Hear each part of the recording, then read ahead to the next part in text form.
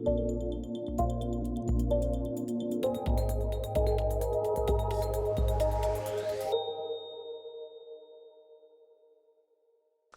Carlos. How are you today? Good, Jeanne. It's great to see you again. Good to see you again. How have you been?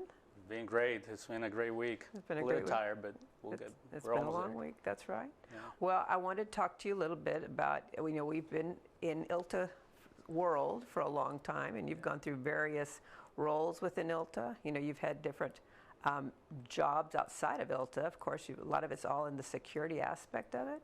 So you've been with firms. You've been with corporate.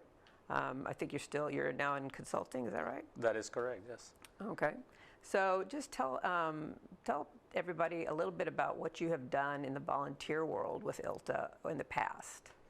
Yeah. So I was first in legal between 2007 and 2013, that type of period, and I'm back now again after 10 years. So when I first started, I think the very first year, within a few months of starting at the law firm, coming from healthcare, they sent me to conference. Mm-hmm. I was like, oh, this is cool. And so I started meeting people. And it was very interesting for me because I came from a different industry. Yeah. And I started to learn the lingo, the legal technology, conversations, some attorneys, how people will work with attorneys. So that was great. And so I don't know how, but I started volunteering as a member of the all peer groups and the mm-hmm. infrastructure world with Bob mm-hmm. Dubois. Mm-hmm. And of course, my first gig is like, okay, now you're on the conference committee. I'm like, okay. And so that was peer group volunteer member and conference committee guy for the peer group or representative. That was my first gig, and that was a very good and rewarding experience for me. And then I became later VP of that peer group. I spoke this year again. I've spoken at conferences, at local meetings, write articles. We actually started a blog back in the day too. So a little bit of everything. I know that you were very involved with our legal sec, starting that up and being a mover and shaker and getting that implemented. Yeah, so I spearheaded the effort. I founded it basically, and it was a difficult time for the industry, and it was born really out of a glass of a scotch in conference. I was like, we're talking. I was like, I'm struggling with this, and I am too. So the person I was talking to, we were having exact same issues, which was at the time, client is starting to not audit, but doing RFPs with security questionnaires. Okay. And so we were learning how to deal with that, number one. And then that, of course, created gaps mm-hmm. that they observe. Mm-hmm. So pitching to management why we needed to fix it mm-hmm. to the attorneys was very difficult too. So out of that conversation, I just couldn't let it go for a while, and I started talking to other members. Uh-huh.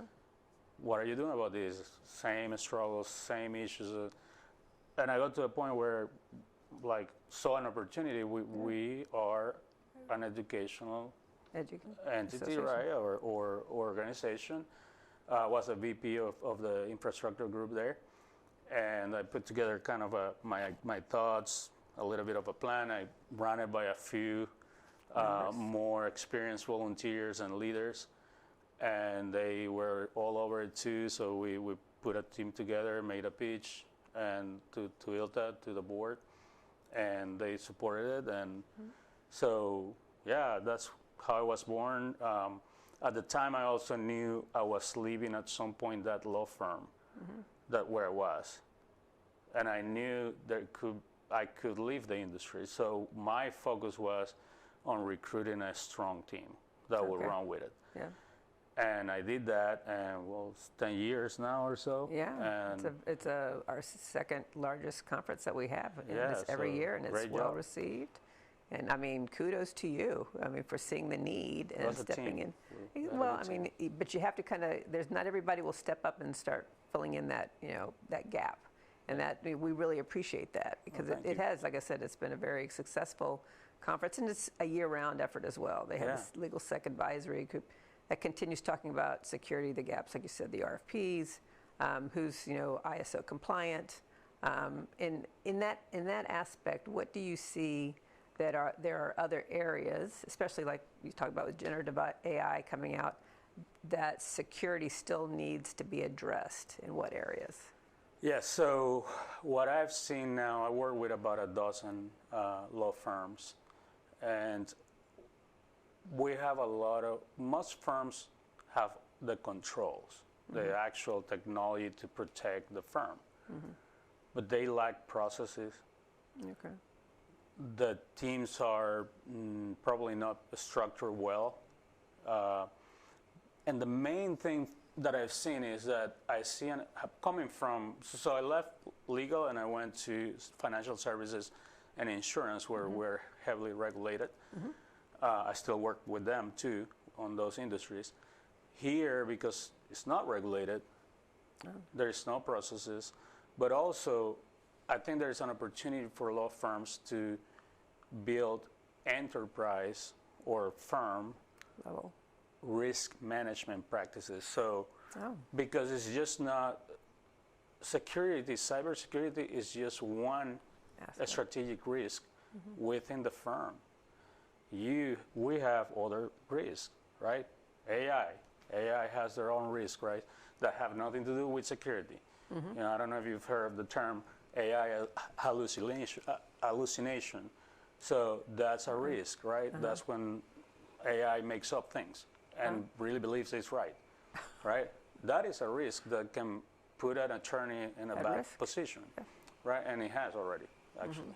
Okay. So, but I see that as an opportunity. So building an enterprise umbrella risk management program with cybersecurity being part of it. Part of it. And connected. So the other thing is every time I ask, or not every time, but most often I ask a CIO, so how do you connect your security strategy to your business strategy? And that's not there. There's no connection. And so there's a lot of education that needs to happen both ways within the firm for that to happen. And I will leave it with the last thing I see as an opportunity, nothing to do with security too, but for the industry with security being part of it, is that I think we can be more agile. Okay. I've been running agile programs for a while, and people think that is a development process and to develop faster. That's not what agile is for. Agile is a way to maximize value for the stakeholder in increments. Okay. So when you apply that to security, which I've done in the past, you don't have to say, no, you can't do this until we secure it. Instead, you want to say, okay, let's build it in chunks. What are we working on now? Let's secure that. Then next chunk comes. Or now let's do this. And that will change the perception of the firm, of the security team. Of the actual process that you're actually able to do. Exactly. So mapping out work streams to see what happens at each stage of a project or a program, so you can deliver value, whether it's security or whatever it might be. You deliver value in increments, and I think there's a great opportunity there. Well, that sounds great. Yeah, from a security point of view, purely, and we're starting to see that ransomware is evolving. So there are two things that I thought will happen this year, and they're happening now. One was, so it's double or triple extortion happen, right? They encrypt you, they steal your data first, then they encrypt it, and they may do something else.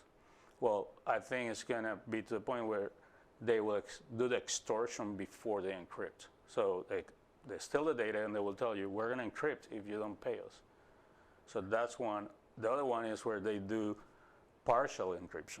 And the reason they do partial encryption is basically to corrupt files, and all they do is it's a way of evade all the controls because they don't see encryption, a full encryption, and they may miss the issue.